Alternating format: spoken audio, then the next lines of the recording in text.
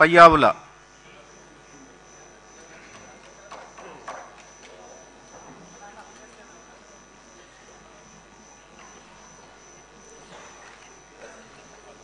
పయ్యావుల కేశవ్ అనే నేను శాసనసభ సభ్యుడిగా ఎన్నిక అయినందున శాసనం ద్వారా నిర్మితమైన భారత రాజ్యాంగం పట్ల నిజమైన విశ్వాసం, విధేయత చూపుతానని, భారతదేశ సార్వభౌమాధికారాన్ని, సమగ్రతను కాపాడుతానని, నేను స్వీకరించబోయే కర్తవ్యాన్ని శ్రద్ధాశక్తులతో నిర్వహిస్తానని దైవ సాక్షిగా ప్రమాణం చేస్తున్నాను.